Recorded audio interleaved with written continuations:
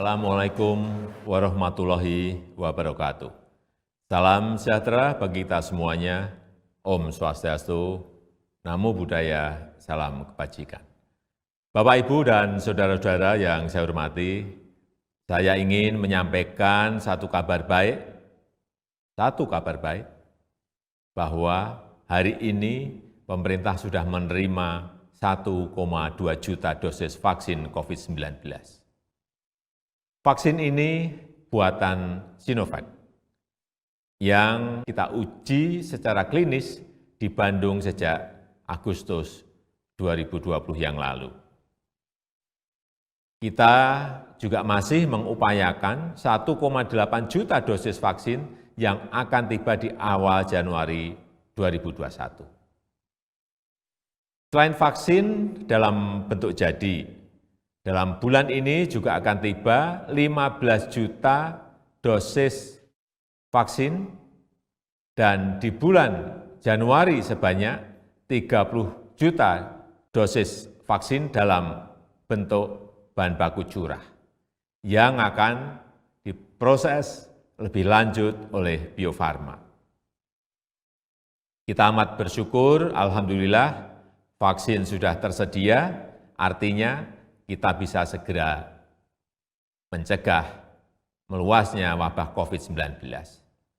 Tapi untuk memulai vaksinasi masih memerlukan tahapan-tahapan dari Badan Pengawas Obat dan Makanan BPOM. Assalamualaikum warahmatullahi wabarakatuh. Shalom, Om Swastiastu, Namo Buddhaya, salam kebajikan. Selamat sore dan salam sehat untuk kita semua.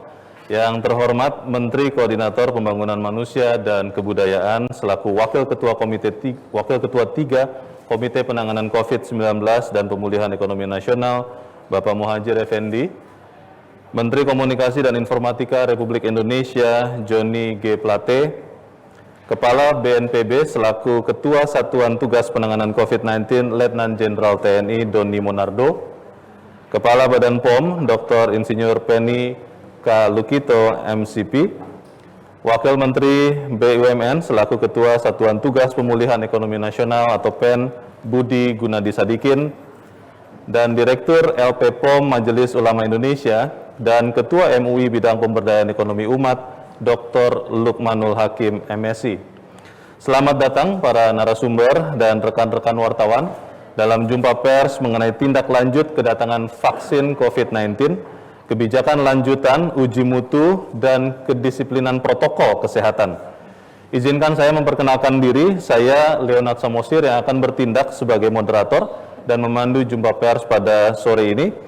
Sebagaimana kita ketahui bersama, kemarin malam vaksin COVID-19 yang menjadi harapan kita semua sudah tiba di Indonesia. Baru saja kita dengarkan Bapak Presiden Republik Indonesia Joko Widodo sudah memberikan pernyataan resmi kepada masyarakat tentang kedatangan vaksin, dan beliau berpesan kepada seluruh masyarakat bahwa seluruh prosedur ilmiah dalam rangka persiapan vaksinasi harus dilalui dengan baik untuk menjamin kesehatan dan keselamatan masyarakat dan efektivitas vaksin COVID. Untuk menindaklanjuti pengumuman itu, pada kesempatan kali ini akan ada penjelasan lebih lanjut dari para menteri dan kepala lembaga terkait dengan rencana lanjutannya. Mengawali acara pada sore ini, marilah kita mendengarkan sambutan dari Menteri Komunikasi dan Informatika Republik Indonesia, Johnny G. Plate. Pak Johnny, kami persilakan. Terima kasih, Leonard. Assalamualaikum warahmatullahi wabarakatuh. Waalaikumsalam. Selamat sore, salam sejahtera untuk kita semua.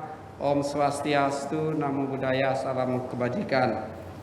Rekan-rekan media sekalian, pada sore hari ini update kehadiran narasumber dalam konferensi pers sore ini terkait vaksin dan vaksinasi COVID-19 adalah yang pertama Bapak Profesor Dr. Muhadjir Effendi, MAP, Menteri Koordinator Bidang Pembangunan Manusia dan Kebudayaan Republik Indonesia, yang hadir secara virtual.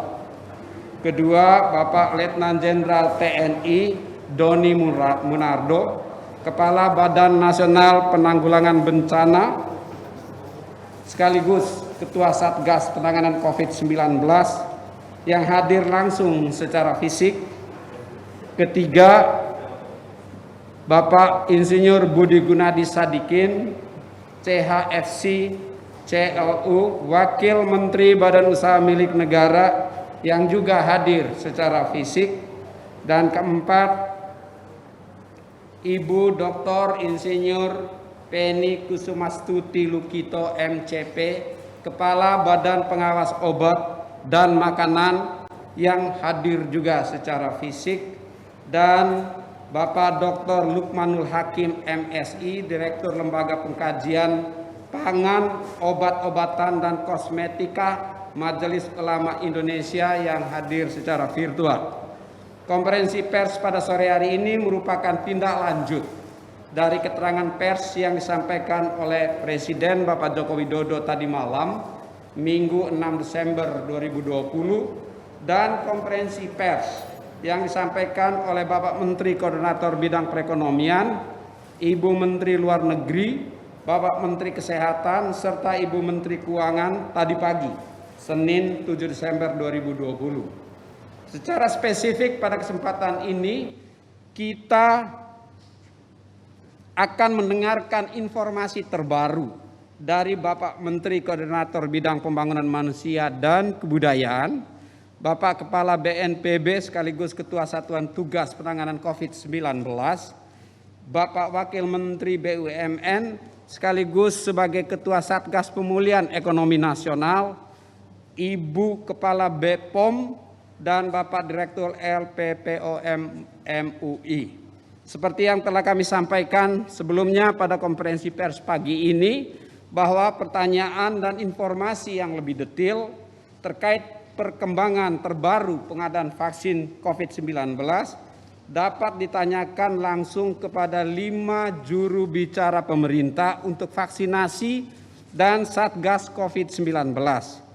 Teknis terkait jadwal dan tata cara komunikasi dengan kelima juru bicara tersebut akan disampaikan oleh moderator pada akhir konferensi pers sore hari ini.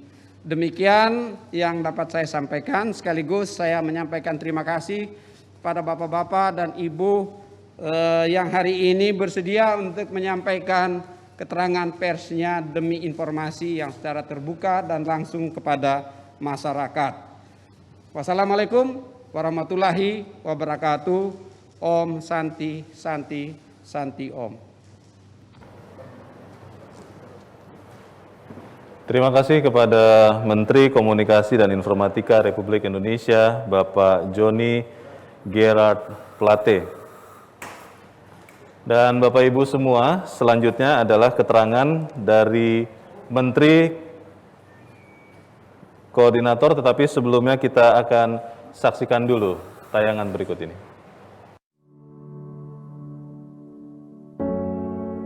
Sejak pandemi ini menimpa dunia, kita sudah menginformasikan kepada seluruh masyarakat umat Konghucu agar membatasi setiap kegiatan yang melibatkan banyak orang, termasuk kebaktian rutin maupun khusus.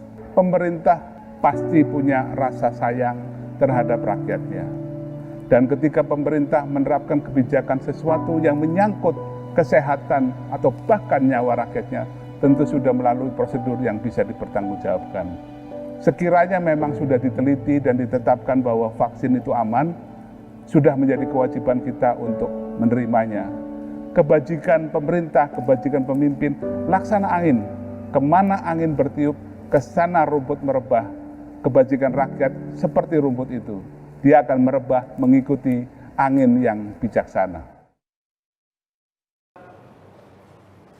Kita akan langsung mendengarkan keterangan dari Menteri Koordinator Bidang Pembangunan Manusia dan Kebudayaan selaku Wakil Ketua 3 Komite Penanganan COVID-19 dan Pemulihan Ekonomi Nasional, Bapak Muhadjir Effendi. Bapak Muhadjir Effendi, kami persilakan. Assalamualaikum warahmatullahi wabarakatuh. Selamat sore, salam, Om Swastiastu, Namo Buddhaya, salam kebajikan. Yang saya hormati Kepala Badan Nasional Penanggulangan Bencana, Kepala BNPB yang sekaligus merangkap Ketua Satuan Satgas Penanggulangan COVID-19, Kepala Badan Pengawas Obat dan Makanan, Wakil Menteri Badan Usaha Milik Negara, para hadirin sekalian yang tidak bisa saya sebut satu persatu, yang saya muliakan dan saya banggakan. Pertama, kita bersyukur kehadirat Tuhan Yang Maha Kuasa yang telah memberikan kesempatan kepada kita untuk bisa bertemu pada sore hari ini. Saudara sekalian, tujuan dari vaksinasi adalah pertama untuk menurunkan angka kesakitan dan angka kematian yang diakibatkan oleh COVID-19. Yang kedua adalah untuk mencapai kekebalan kelompok atau herd immunity untuk mencegah dan melindungi kesehatan masyarakat secara keseluruhan, terutama dalam kaitan dengan ancaman COVID-19. Yang ketiga adalah melindungi dan memperkuat sistem kesehatan secara keseluruhan. Dan yang terakhir adalah mendorong produktivitas ekonomi dan meminimalisir dampak negatif dari akibat menurunnya atau terjadinya hibernasi ekonomi di Indonesia atau di negara kita.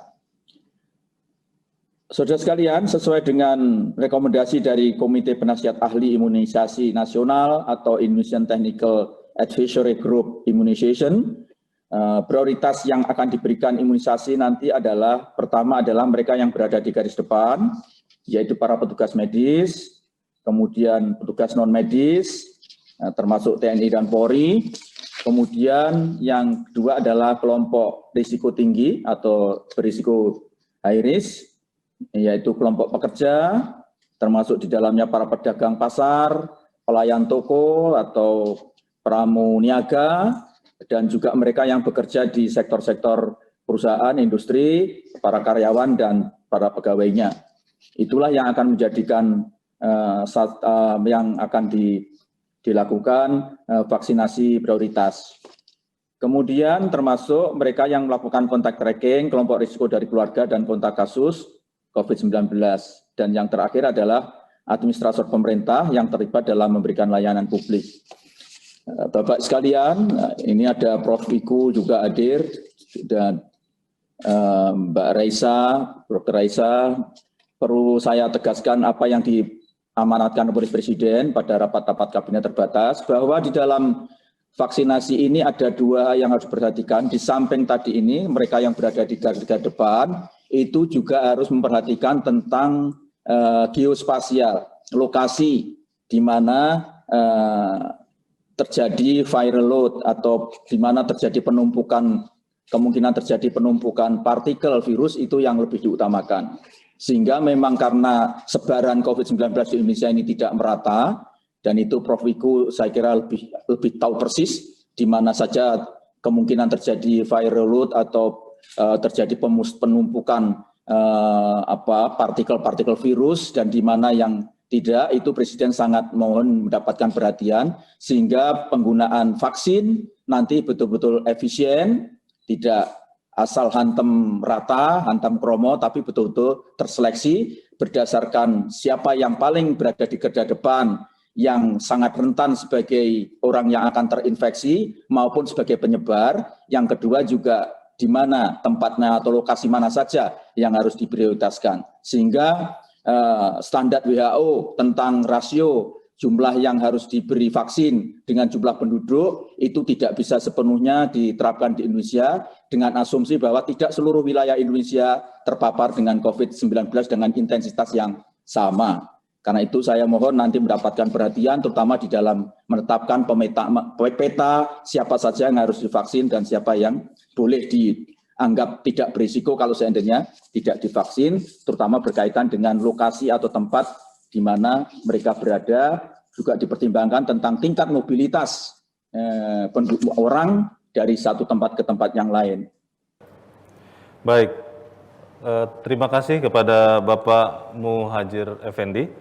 Dan untuk selanjutnya, mari kita mendengarkan keterangan dari Kepala BNPB selaku Ketua Satuan Tugas Penanganan COVID-19, Letnan Jenderal TNI Doni Monardo, terkait dengan peran vaksin dalam penanganan COVID-19.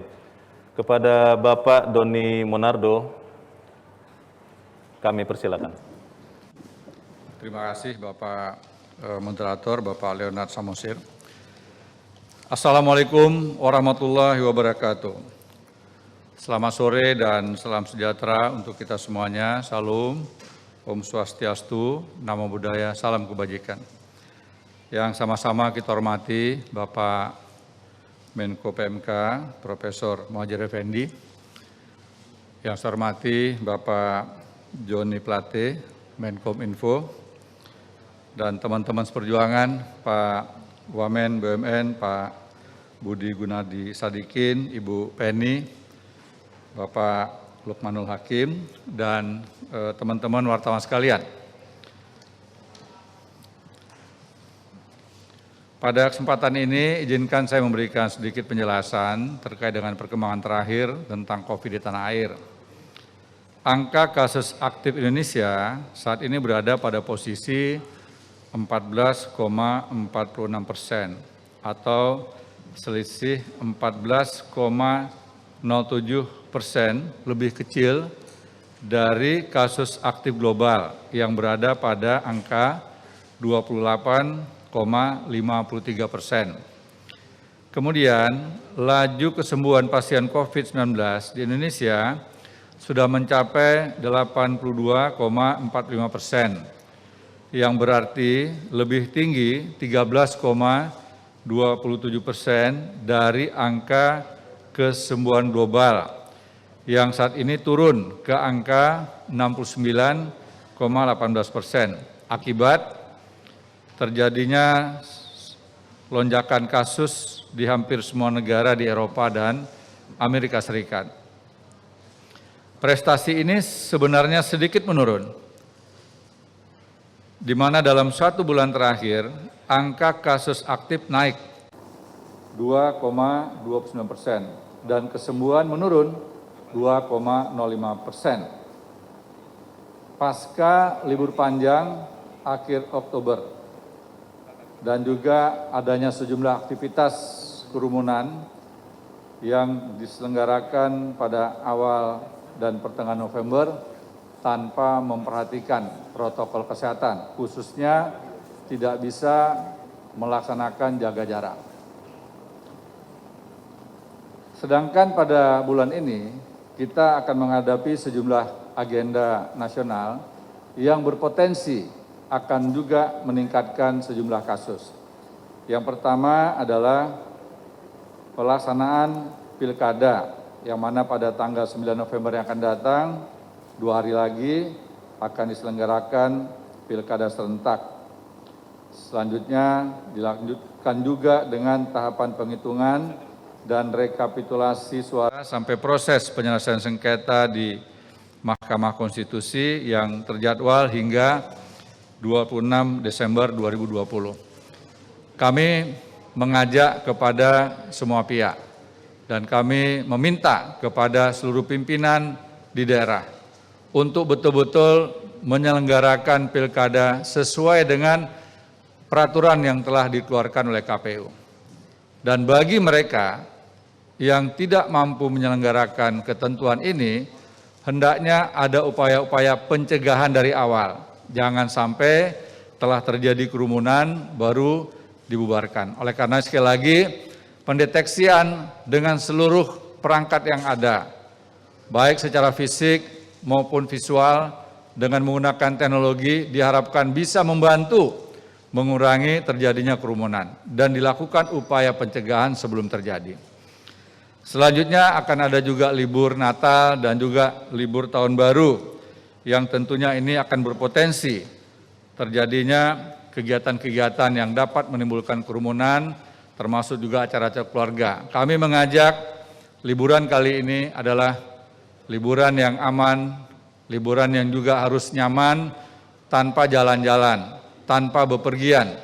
Karena kita lihat perkembangan cuaca pada 2-3 minggu yang akan datang, cuaca ekstrim hampir melanda di seluruh wilayah nasional kita sesuai dengan informasi yang disampaikan oleh BMKG. Mohon ini menjadi atensi kita bersama untuk kita betul-betul bisa mematuhinya. Selanjutnya, Bapak Ibu sekalian, Bapak Presiden pada berbagai kesempatan, termasuk hari ini, tadi pagi di Istana Merdeka, menyampaikan pesan ulang kepada saya selaku Ketua Satgas Penanganan COVID-19. Meski sudah ada vaksin, kita tetap harus disiplin menjalankan protokol kesehatan. Bapak Presiden menggarisbawahi pentingnya 3M dan 3T. 3T, testing, tracing, dan treatment.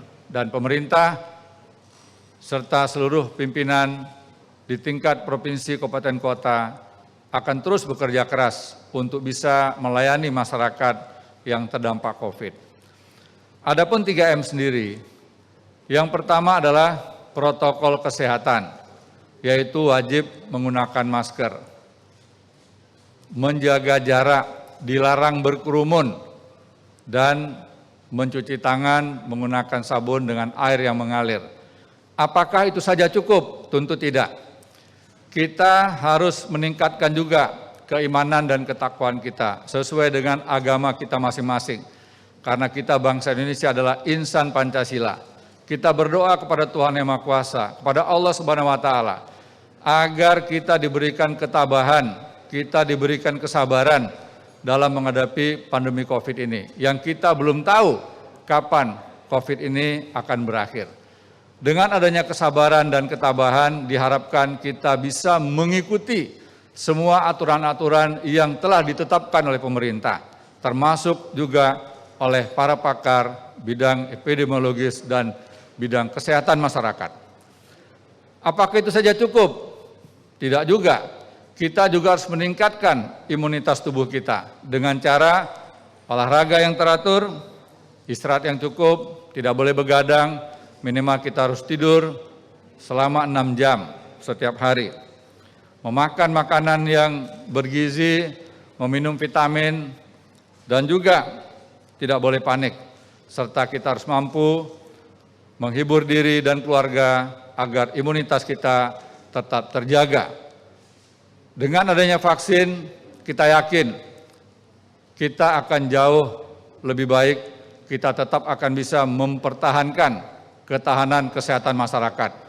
Vaksin akan menjadikan kita lebih optimis, ditambah dengan protokol kesehatan. Insya Allah, Allah Subhanahu wa Ta'ala, Tuhan Yang Maha Kuasa, melindungi bangsa Indonesia dari COVID-19.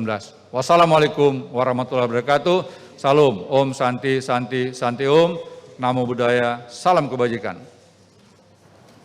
Terima kasih kepada Bapak Doni Monardo atas pemaparannya. Dan selanjutnya, baik, kita akan ikuti ulasan berikut ini.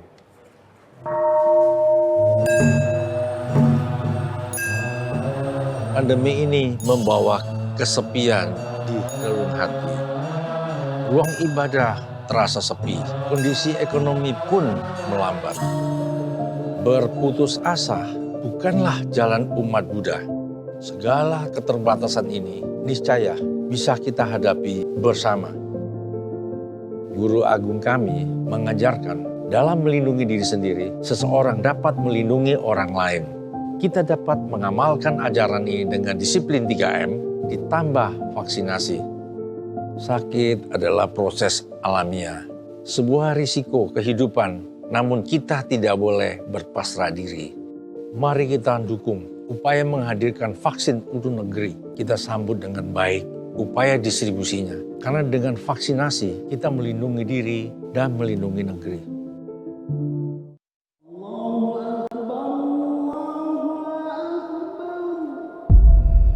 Saya rindu sekali berdiri bersisian, rapat dalam shaf, hangat sekali rasanya, tertunduk bersama menghadap Allah Subhanahu wa Ta'ala. Resiko COVID-19 itu nyata. Setiap hari terselip doa untuk kesehatan pulih dari pandemi bagi Indonesia dan dunia. Mari kita menjaga kedisiplinan protokol kesehatan sambil bersiap untuk menanti hadirnya vaksin COVID-19 agar kesehatan kita pulih, ekonomi kita kembali menggeliat, dan umat kembali bangkit. Mari kita dukung upaya produksi vaksin dan kita sambut dengan baik upaya distribusinya. Karena dengan vaksinasi dan protokol kesehatan, insya Allah kita bisa melindungi diri dan melindungi negeri. COVID-19 membatasi kita untuk bertatap muka. Sementara persekutuan ragawi itu sangat fundamental. Ibadah dalam bentuk persekutuan ragawi memiliki makna dan pengaruh yang sangat mendalam. Relasi antar manusia berubah karena semua perjumpaan secara online. Dalam ranah pendidikan, transfer ilmu bisa berjalan, tetapi transfer nilai ini sesuatu yang menantang. Namun situasi ini jangan membuat kita terpuruk, jangan menyerah, jangan terserah, harus berserah. Tuhan Yesus berkata, kasihilah sesamamu manusia seperti dirimu sendiri. Mengasihi sesama bisa kita wujudkan dengan 3M. Mari kita sambut upaya kebaikan dalam memutus rantai penularan pandemi dengan vaksin. Karena dengan vaksinasi dan protokol kesehatan, kita melindungi diri dan melindungi negeri.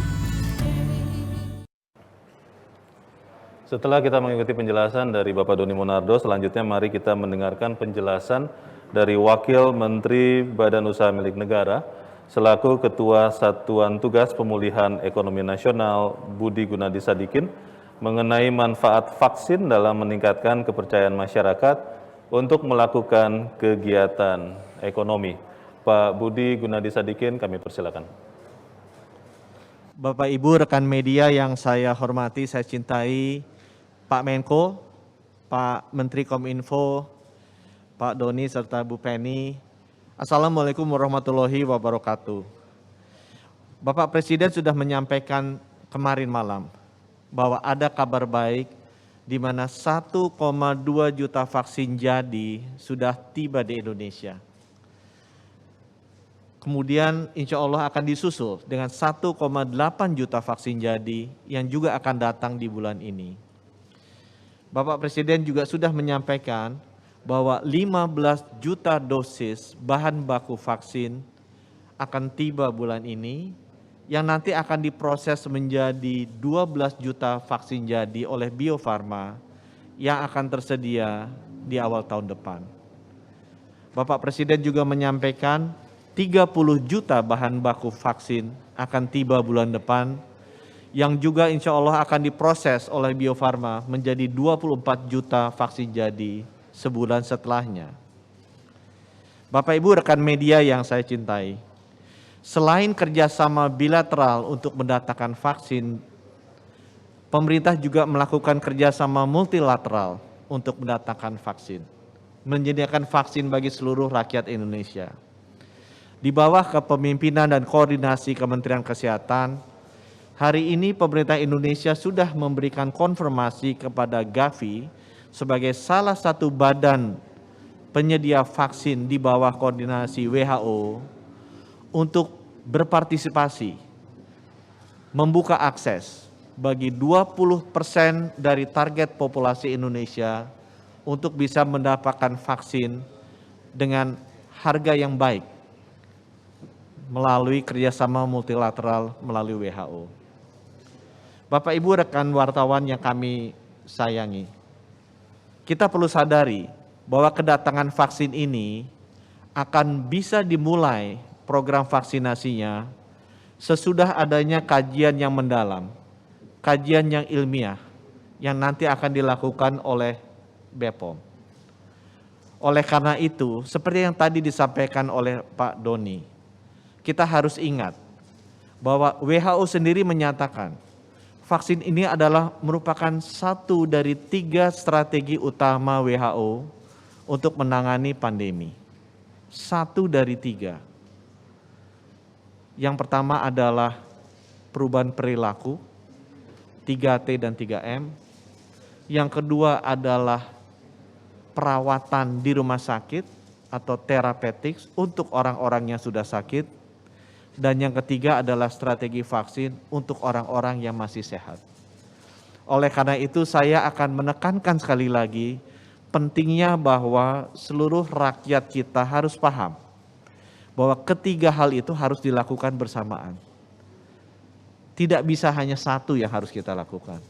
Kita harus tetap melakukan 3M, 3T, meningkatkan kemampuan perawatan dan rumah sakit kita, dan kita juga berusaha mendatangkan vaksinnya untuk disuntikan ke seluruh rakyat Indonesia. Bapak Ibu rekan media yang kami cintai, sektor kesehatan merupakan kunci utama dari pemulihan ekonomi. Apa yang kami lakukan di Satgas Ekonomi tidak mungkin berhasil selama sektor kesehatannya belum pulih kembali. Apa yang kami lakukan di Satgas Ekonomi adalah membantu mengganjal agar selama sektor kesehatannya belum pulih, masyarakat masih bisa hidup dengan kecukupan. Oleh karena itu, Bapak Ibu, tugas saya memang selalu ada di belakangnya Pak Doni. Karena tidak mungkin kami di Satgas Ekonomi akan berhasil kalau misalnya kita tidak membantu bersama-sama sektor kesehatan di bawah kepemimpinan Pak Doni dan Pak Menkes untuk juga berhasil memulihkan sektor kesehatan ini. Kita perlu kesehatan yang pulih untuk bisa membangkitkan rasa aman masyarakat agar bisa ekonominya bangkit. Bapak Ibu rekan wartawan yang kami hormati, pemerintah tidak bisa melakukan ini sendiri. Kita membutuhkan dukungan dari seluruh rakyat Indonesia untuk mengatasi pandemi ini. Ini bukan merupakan sesuatu yang sifatnya eksklusif, ini harus merupakan sesuatu yang sifatnya inklusif. Dan ini tidak mungkin berhasil kalau kita hanya melihat sebagai program pemerintah semata, tapi ini hanya bisa berhasil kalau kita melihatnya sebagai gerakan dari seluruh rakyat Indonesia. Terima kasih, sehat selalu, dan jangan lupa selalu memakai masker, mencuci tangan, dan menjaga jarak. Wabillahi taufik wal hidayah. Wassalamualaikum warahmatullahi wabarakatuh. Terima kasih kepada Bapak Gunadi Sadikin.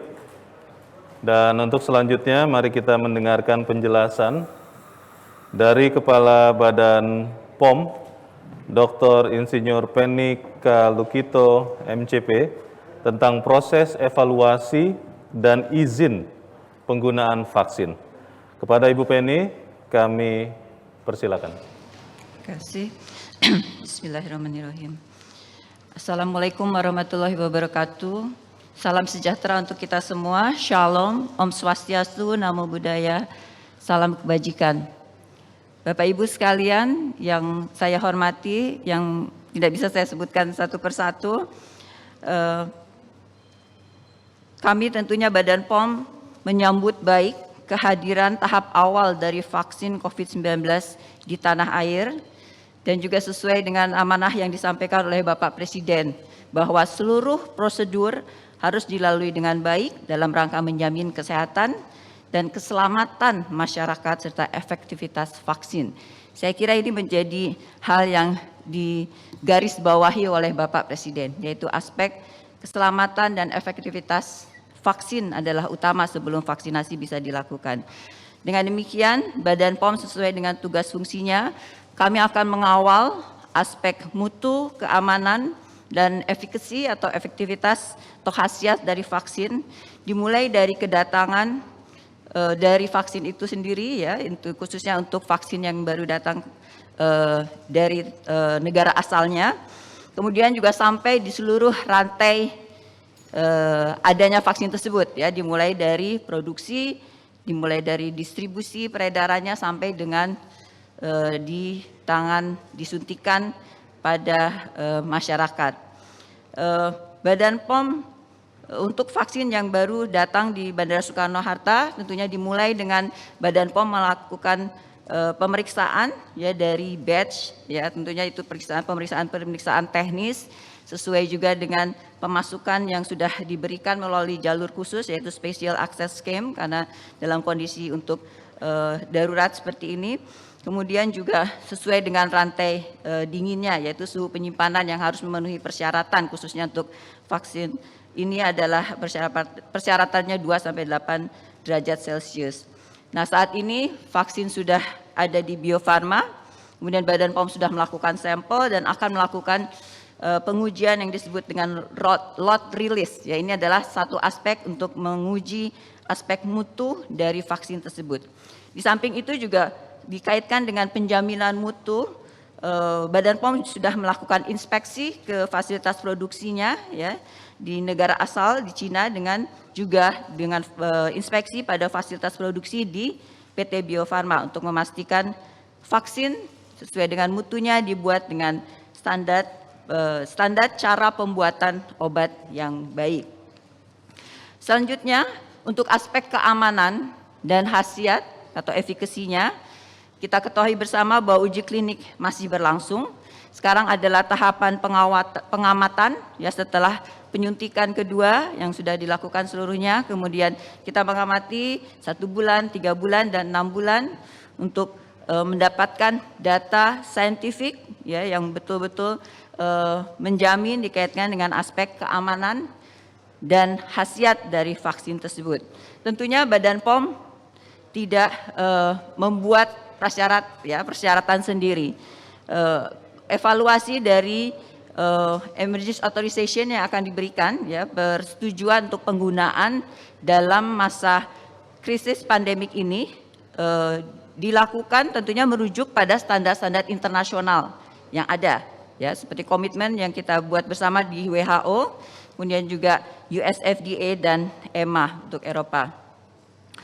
Selanjutnya nanti hasil dari uji klinik, ya data-data yang masuk ke Badan POM nanti akan dilakukan evaluasi, ya tentunya juga Badan POM tidak melakukan sendiri.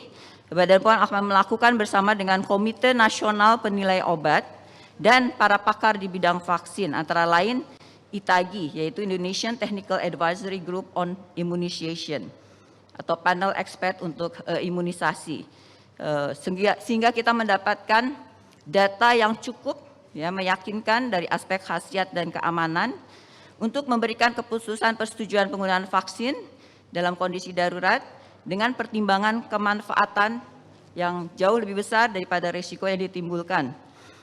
Dan tentunya kami akan menjamin dikaitkan dengan transparansi dari proses dari hasil-hasil dari evaluasi itu sendiri. Setelah emergency authorization diberikan, setelah izin penggunaan vaksin diberikan, ini juga Badan POM akan terus melakukan pengawasan, ya, baik pada saat diedarkan maupun juga dikaitkan pada saat penyuntikan vaksin juga akan terus melakukan pengawasan untuk mendapatkan laporan apabila ada hasil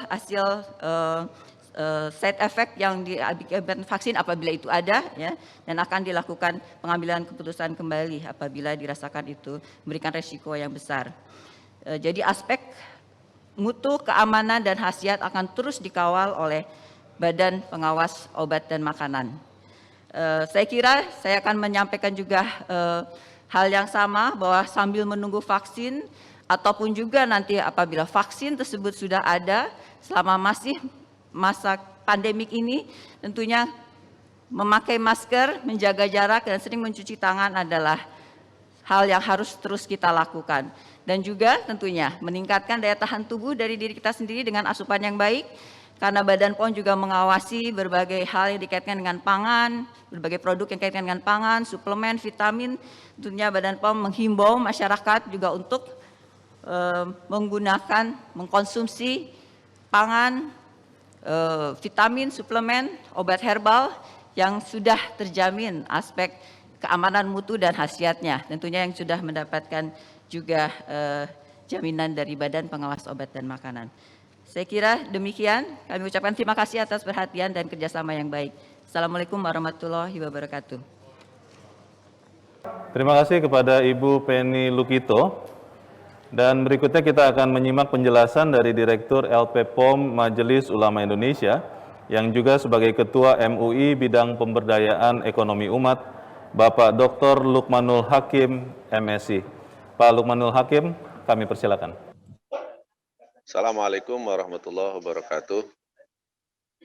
Alhamdulillahirabbil alamin wa bihi nasta'in ala umuri dunya waddin. Wassalatu wassalamu ala asrafil anbiya'i wal mursalin wa ala alihi washabbihi ajmain, amma ba'd. Bapak Menteri yang kami hormati, para hadirin yang dimuliakan Allah Subhanahu wa taala. Sebagaimana yang kita ketahui bahwa vaksin COVID-19 sudah tiba di Indonesia, dan tentu dalam hal ini kami dari Majelis Ulama Indonesia, sebagaimana yang sudah dinyatakan pada beberapa kesempatan yang lalu, akan tetap berkomitmen mengawal kehalalan vaksin COVID-19 ini. Tim Majelis Ulama Indonesia bersama Kementerian Kesehatan, Badan POM, yang difasilitasi oleh Bio Farma, juga sudah melakukan inspeksi pemeriksaan ke fasilitas produksi Sinovac pada bulan Oktober lalu untuk melakukan audit, baik itu aspek quality, safety, dan juga kehalalan dari vaksin tersebut. Saat ini Majelis Ulama Indonesia masih terus mengumpulkan informasi-informasi detail terhadap hasil audit tersebut, ya, melalui koordinasi dengan Bio Farma dan Sinovac sebagai produsen, dan masih menunggu beberapa informasi yang kami butuhkan untuk maju ke tahapan berikutnya, yaitu tahapan fatwa. Audit memorandum telah kami kirimkan kepada pihak perusahaan terkait dan meminta informasi tambahan sebagaimana yang sudah kami sebutkan, dan kami berharap segera bisa mendapatkan informasi tambahan tersebut sehingga proses penetapan kehalalan dapat dilakukan oleh Komisi Fatwa Majelis Ulama Indonesia. Namun demikian, selain itu juga rekomendasi dari Badan POM terkait izin penggunaan vaksin COVID-19 ini juga menjadi salah satu pertimbangan dalam penetapan fatwa pada nantinya. Jadi dengan demikian kami juga berharap bisa mendapatkan informasi resmi dari Badan POM terkait izin penggunaan vaksin COVID-19 ini. Mudah-mudahan program vaksinasi COVID-19 dari pemerintah ini bisa berjalan sesuai dengan harapan, dan Majelis Ulama Indonesia dengan senang hati akan terus mengawal sesuai kapasitas dan kompetensinya yang dimiliki. Assalamualaikum warahmatullahi wabarakatuh. Terima kasih kepada Bapak Lukmanul Hakim dan Bapak Ibu semua, demikianlah acara pada sore ini. Dan Bapak Ibu semua, tadi sudah sempat disebutkan oleh Menteri Komunikasi dan Informatika Bapak Johnny G. Plate bahwa akan ada 5 orang yang akan bersama-sama menjelaskan kepada kita semua terkait dengan penanganan COVID-19 dan juga khususnya vaksinasi. Saya akan memperkenalkannya kembali pada sore ini. Juru bicara yang pertama adalah juru bicara pemerintah dan Ketua Tim Pakar Satgas Penanganan COVID-19, Profesor Dr. Hewan Wiku Bakti Bawono Adisasmito, MSc, PhD, akan menerangkan aspek ilmiah vaksin dan korelasinya dengan pengendalian penyebaran virus SARS-CoV-2, virus penyebab COVID-19. Profesor Wiku juga akan menekankan korelasi semua aspek respon pandemi ini oleh semua pihak. Juru bicara berikut adalah juru bicara pemerintah dan Duta Adaptasi Kebiasaan Baru, Dr. Reisa Broto Asmoro, yang akan menerangkan perilaku hidup sehat yang berbasis pencegahan termasuk imunisasi atau vaksinasi. Juru bicara yang ketiga adalah juru bicara vaksinasi, perwakilan Kementerian Kesehatan, Dr. Siti Nadia Tarmizi, M.Epid, akan menerangkan kebijakan program vaksinasi dan hubungan vaksin COVID-19 dan kesehatan masyarakat, baik vaksin skema bantuan pemerintah maupun skema mandiri, juga merespon isu terkait vaksin dan vaksinasi. Juru bicara yang keempat adalah juru bicara vaksinasi perwakilan Badan POM, Dr. Lucia Rizka Andalusia APT M-Farm M-Mars, yang akan menerangkan aspek legalitas dan perizinan vaksin COVID-19 serta kebijakan Badan POM. merespon isu terkait dengan perizinan, keamanan, khasiat, dan mutu vaksin.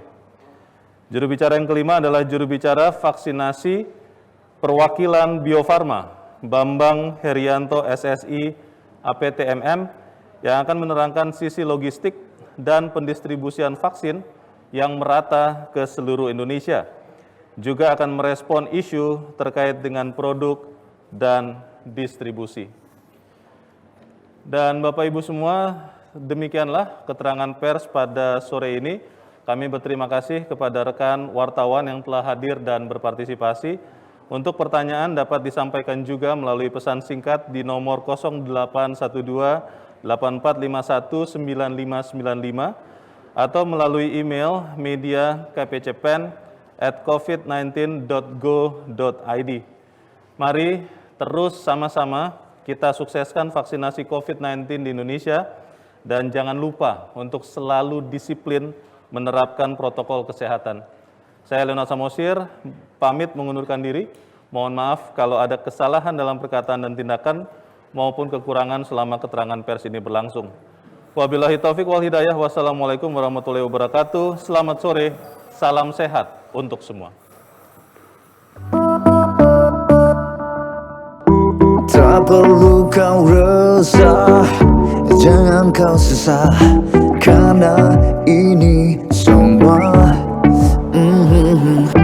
melangkah bersama, saling menjaga, taklukkan problema. Oh, kita pasti bisa, bangkitlah kesehatan ekonomi Indonesia. Bersabar bersyukur di sini, vaksin akan tiba untuk lindungi kita. Kita sehat, semua hebat, bahagia. Dipersembahkan oleh Komite Penanganan COVID-19 dan Pemulihan Ekonomi Nasional dan Kominfo.